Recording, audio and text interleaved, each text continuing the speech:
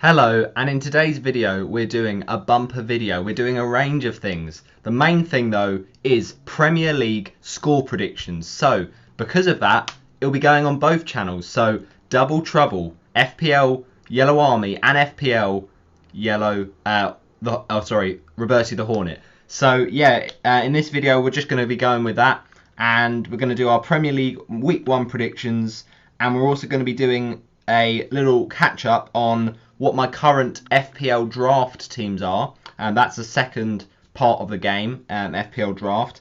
And also we're going to give you my tips, FPL Yellow's Armies tips for winning FPL. So sink it all in and get these things done before the game kicks off and launches with that 6:30 deadline. And a lot of people say because it's the start of the season, it could crash the site. You never know. So get your teams locked in early. My team's been locked in since like Tuesday or Monday. So, you know, I'm loving life at this point. But in this one, it should be a really good one. So make sure you comment down your score predictions below, because in this season, I'll be doing a predictions league once again.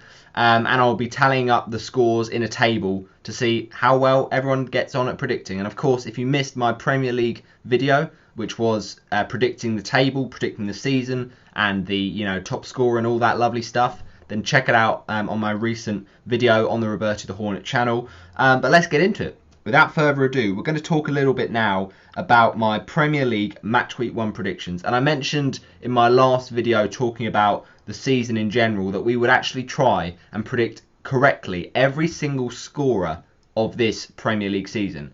And with that will of course come through my predictions. So basically we're going to get into what is the theme of the week, what is the colour of the week, and all that lovely stuff.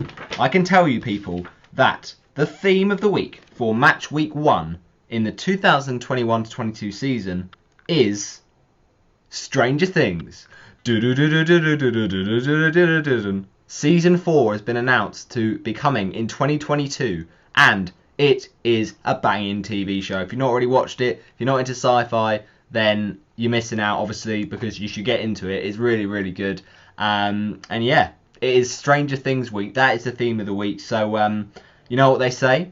And last season, when I say you know what they say, we didn't say it. Because what I mean by that is last season we had colour of the week, song of the week, and theme of the week. But we're doing things a bit differently this time. No colour anymore. Instead, phrase of the week associated with that theme. So, my phrase of the week for you people, it's a bit of a spoiler, but if you've not watched it, and if you have watched it, then you'll know this. Absolutely love this one from the legend that is Professor Hopper. I say Professor, I mean, what's the word? Hopper. It's the cop Hopper. And he says, morning is for coffee and contemplation. That's right, morning is for coffee and contemplation. Well, I guess we will be really contemplating this season, thinking about how the season will pan out and what these scorelines will be. Who will win these games? We will find out. So the theme of the week, as we mentioned, links in nicely with the phrase, and the colour of the week is no longer a thing. So yeah, in the comment section below, predict your games. It's going to be 3 points for the correct goal difference and the results. You say 2-0 and it's 3-1. Then it's going to be 1 point for the correct result, and then for the correct goal scoreline, it's going to be 5 points. And then the song of the week for this week, kicking off on Friday, of course, with that Brentford match, is Song 2 by Blur. I got my head checked by Itch and Boche. It wasn't easy, but nothing it is. Woohoo! When I feel unlimited, woohoo! When I lie in amazing, all of the time I never show why I need you. So that is an absolute tuna baguette, Song 2 by Blur. And by the way, don't get used to this. This is just a one-off kind of thing for the first week of the season. I won't have, these kind of prediction videos spread onto both channels. It's just because the content in this one, but it will be obviously straight back to just purely predictions on the on the normal channel, Roberti the Hornet, next week when I do my week 2 predictions. So yeah, that's going to be fun. What I'm going to talk about is players to watch in these games and games to watch, the ones on TV that you really can't miss a moment of. And yeah, we're just going to get straight into it with my predictions. So these are my predictions for the goals in terms of how they're going on for each team and how they're being kind of weighted, but also who's scoring them. So let's start off with then, shall we, that Brentford against Arsenal game. Now this, my friends, is an absolutely fascinating one because Arsenal, they're in a decent place right now. Despite last season, they're a side in transition with really exciting players like your Ben White, Nuno Tavares, and of course Sambi Lokonga, who you'd imagine makes his debut here against the Bees. You know, they're on the up right now. You know, their transfer business has been impressive. Can Arteta, though, put that into results? Can he get his side some European football? I think they'd take the Europa Conference at this point. It's just not been a smooth ride for them at the minute. And Pierre-Emerick Aubameyang needs to have a much smoother ride this season. You know, he was a quality player at times last season, but he was not consistent enough. And I think he'll hope that he's back to his best because, you know, he outscored the likes of Chris Wood, Callum Wilson, Mateus Pereira, Kelechi Iheanacho, and, of course, his teammate Alexander Lacazette last season. And Lacazette was benched a lot of times because he wasn't getting the impact that sometimes Aubameyang was. You know, that hat-trick against Leeds, you know, that goal against Fulham, he does have that really high moment of quality. But, you know, it was easily Aubameyang's most disappointing season since he signed for Arsenal back in the 17-18 season. And I think he'll be desperate to really prove his point to the fans that actually he's still got the hunger to get those goals, and he'll be hoping to be in the front runner position for the Golden Boot. But it's going to be a tough ask, that's for sure. But this is a really fascinating game to start off with. I think that, you know, in a team like Arsenal, you've got someone that's going to go for it. In a team like Brentford, they really shouldn't show any fear because, you know, home game, fans behind them, first game of the season on Sky, they've got to just throw everything at it, really. And Alexandre Lacazette, we mentioned, I don't know if he's going to play, to be honest, but we've got Alexandre Lacazette. He could make more history by becoming the first goal, or scoring the first goal, of a Premier League campaign for the third occasion. That would be amazing. It's on Sky Sports Premier League and Sky Sports main event, 13th of August, 8 p.m. kickoff. It's a big one. The Bees against the Gunners. But which way am I saying it will swing? I think this will be a interesting and a bit of a surprising result. But I'm going to say it will finish Brentford 1, Arsenal 1. And goal scorers here on the day. To kick off this Premier League season, I think we shall see a goal from none other than Emil Smith-Rowe. And then I reckon Brentford will equalise with a goal through Brian Mbeumo. Okay, and in terms of the predicted lineups for you, I'm just going to run through those because I think that could be really interesting because it's hard to decide who's going to play after the hectic pre-season. So Arsenal, Leno, Tierney, Pablo Mari, Ben White, Chambers, Lokonga, Granit Xhaka will still stay there, I believe. Smith-Rowe, Saka, Pepe and Aubameyang. I just don't see how Lacazette starts this team. He needs to show a bit more form to convince me. Then Brentford, David Raya, of course, the beekeeper in many respects, but that's his nickname. He is the goalkeeper for Brentford, and he was actually linked with a move to Arsenal not so long ago. So it'll be interesting to see how he gets on. Rico Henry, Pinnock, Janssen, Ayer, Christopher Ayer from Celtic they signed, Canos, Onyeka, a signing as well, Norgard, Vitali Janelt I should say, Ivan Toney, and Brian Mbeumo. So it should be really fascinating. And I think, yeah, definitely watch Brentford v Arsenal on Friday night. The players to watch in that game, I think you've got to consider your likes of Emil Smith-Rowe. He's been given the number 10 shirt and he's such a great talent. And also Ivan Toney. Watch how to see, can he adjust to this level? It's a big step up, a big ask, but we shall find out very, very soon. So that's what I'm saying, people. And it'll be interesting to see kind of what happens in that kind of game, whether Brentford can do an upset and really get the Arsenal fan TV, pundits fuming, or Arsenal will actually start a season once again like they did against Fulham with a win against the promoted team. So, moving on then, shall we? Let's talk about the next game, which is Manchester United Leeds, and this is on the Saturday morning, 12:30. Well, I say morning, afternoon really, and this one's on BT Sport. I'm pretty sure. Now this game is a really interesting one as well. Two really attacking sides. I think both defences over the years haven't been brilliant. Man United, though, have really recruited well. Rafael Varane, a great signing. I don't think he's going to start the season, though. I think he's just not got the fitness. And the same with Jadon Sancho. I think he could play, but I'm going to bet against it. And I think that they'll probably start with Greenwood. And then on the other wing, you could probably see Dan James there because, he's a useful player when called upon.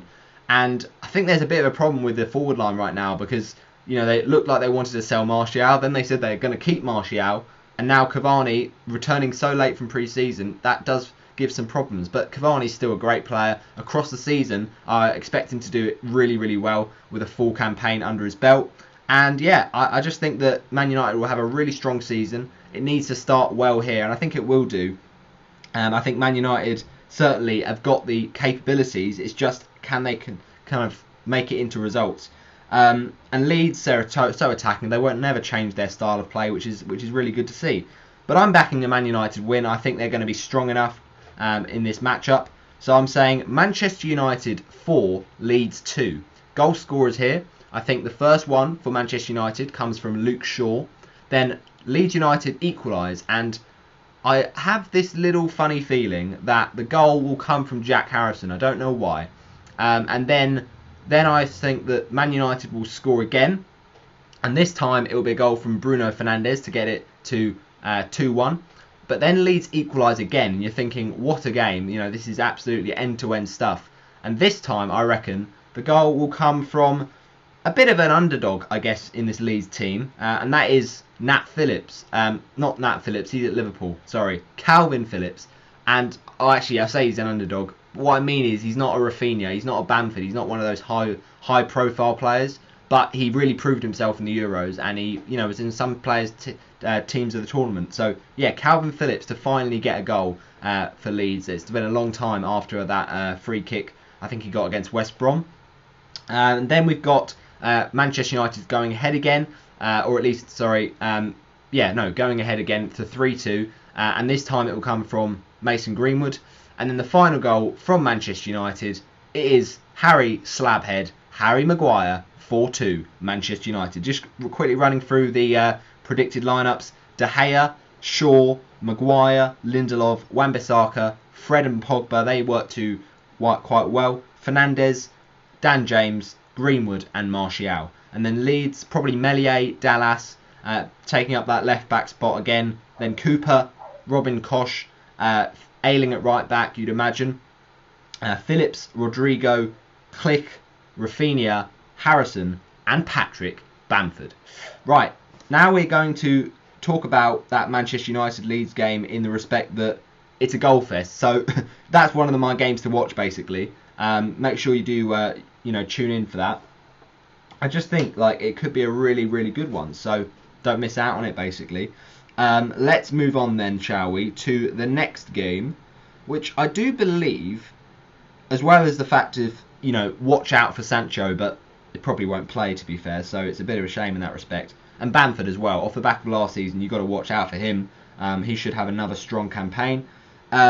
Next up, though, I think it is going to be Burnley against Brighton. Now, this one is actually interesting. I'm not sure you can watch this because it's not on TV. It's a 3 o'clock kickoff, though, and it does kind of scream 0-0 right now.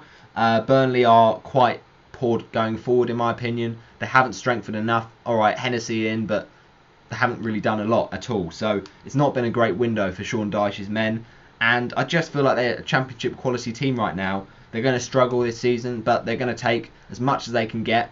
And I think Brighton have had a bit of a defensive problem right now. They're getting a lot of injuries. But I think Burnley, with the home support, will just get over the line here. But I do expect Brighton to have a better season than Burnley.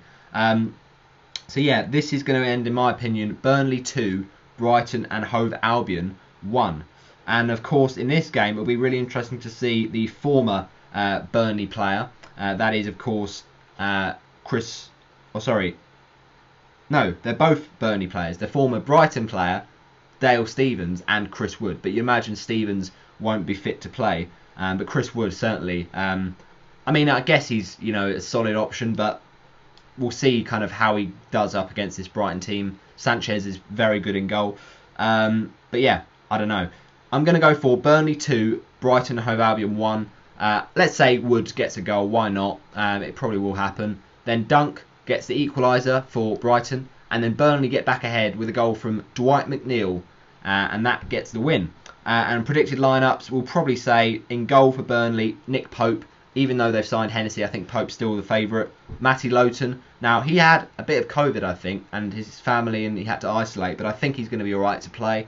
Tarkowski, Ben Mee, Taylor, of course. Then Cork and Westwood, solid midfield, but, not completely inspiring. Brownhill on that left-hand side. On the right-hand side, Dwight McNeil. And then I reckon, or actually vice versa, I'd imagine. McNeil on the left, Brownhill on the right. And then Barnes and Wood up front. They're the two good partnership. Then Brighton, Sanchez, Veltman, Dunk, Webster. Obviously no Lamptey because he got injured, and no Dan Burn. March after Webster. Mwepu, the new signing, could play in that kind of wing-back spot. Or, winger / that kind of thing. Gross, Bissouma, Lallana, Morpie and Trossard. So yeah, should be interesting to see. Wood, he has got a good record against Brighton, to be fair to him, but that doesn't always mean much. Right, moving on. Chelsea v Palace. This is another interesting one because I see two teams here who, have got decent squads. Michael Olise, great signing. If they can get Lukaku, which looks pretty much nailed on now, that is a really good signing for Chelsea. So it could be an exciting one. Lukaku won't get involved. I can't imagine that Chelsea will, have the best start to the season just because of their fixtures are really difficult. But this is a big opportunity to do just that and start the season well. Of course, former Chelsea man Gary Cahill could be lining up for Palace if he's fit, but I'm not sure he will be. And at the end of the day, Tuchel will want to start with a win. I think this Chelsea team is, very capable of contending. So I'm going to go for a Chelsea victory, but I think this could be a good one to watch. Maybe a Chelsea clean sheet in there. I'm going to predict, though, Chelsea 3, Palace 1. And the goal for Palace will actually be scored first, and that's Benteke. But then Chelsea get their goals through Kai Havertz, and then a brace from Timo Werner. You heard it here first, people. And I think Pulisic maybe gets involved in an assist or something like that. But moving on, Everton v Southampton. This is another interesting one. I say moving on. Let's do the lineup prediction first. I'm going to go for the team to be shown in this game as Mendy, Reece James. You've got to remember as well, Chelsea playing tonight in the Super Cup, I think, against Villarreal.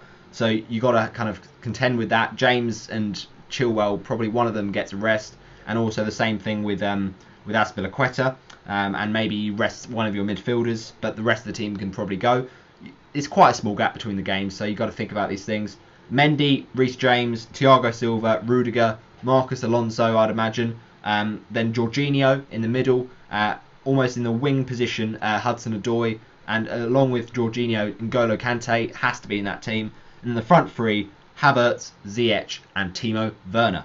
Right, let's get into my next prediction. I say Pulisic get an assist, obviously off the bench. But yeah, this next prediction is going to be Palace's team. Guaita, Ward, Mark Guehi, who they signed from Swansea, Anderson from Fulham, Mitchell at left back, could be decent, Kouyaté, Riedewald, MacArthur, Jordan Ayew, and then Benteke, and of course Wilfried Zaha. So let's move on to the next matchup, which is between Everton and Southampton. And I'm backing an Everton win, despite all their turbulence in pre-season, despite the fans not really liking the appointment of Rafa Benitez, who called them a small club. I'm backing Everton to get a win. They'll have the home support, in some form, if it's not some boos. But no, generally I think Everton are the stronger team here.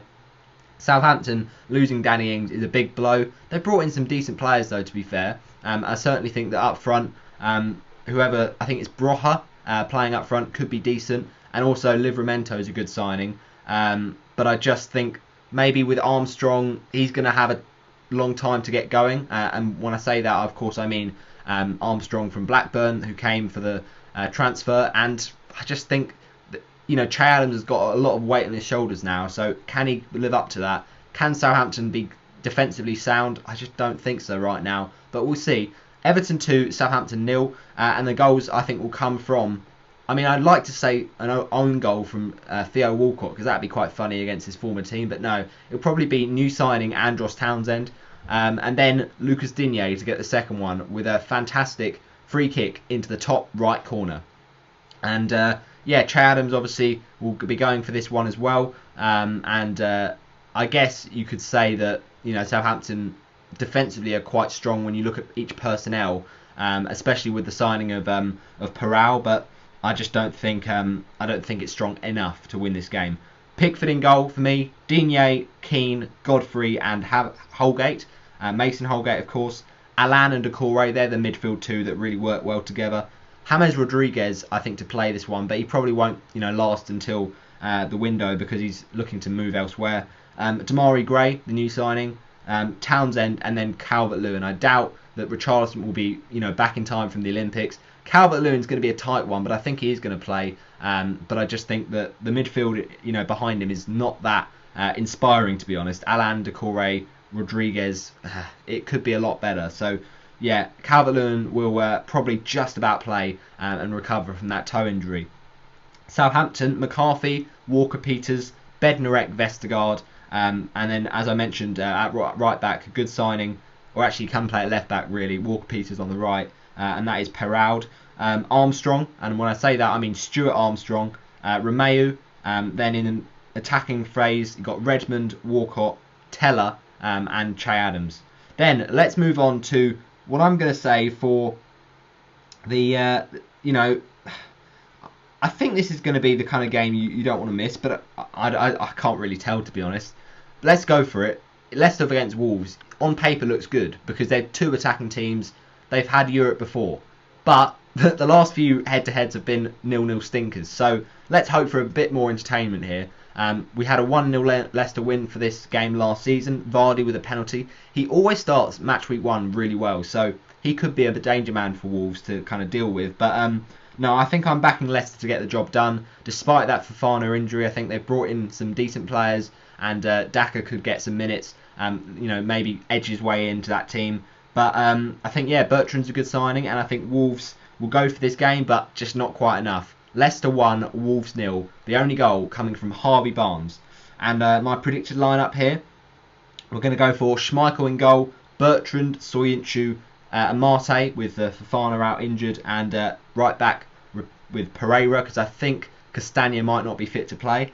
And then in midfield, Ndidi and Tielemans, Maddison, Barnes and Vardy paired with Iheanacho once again. Now, Wolves, I'm going to go with Sarr in goal, the new goalkeeper from Olympiacos, Kilman, Cody and Saiss, and then Semedo, Moutinho, Neves, and then Marçal in that left back spot, Trincao as well, Jimenez and Traoré. That's going to be an interesting match, but let's see which way it swings. Moving on, Watford v Villa, Comedy Warns, big game. I'm not massively confident because of the fact it's Aston Villa, I'll be honest, because, you know, Villa are a very good side on their day, and we're going to struggle this season. There's no doubting it. It's going to be a long, hard season. We're going to just do our best to stay up, and let's see what happens. But I'm going to be optimistic. I'm going to say a draw. I mean, you look at some of Villa's injuries, and you'd kind of fancy us maybe to grab something. At the end of the day, we've got the home crowd. We've got the home advantage. And, you know, the Rookery makes a great noise.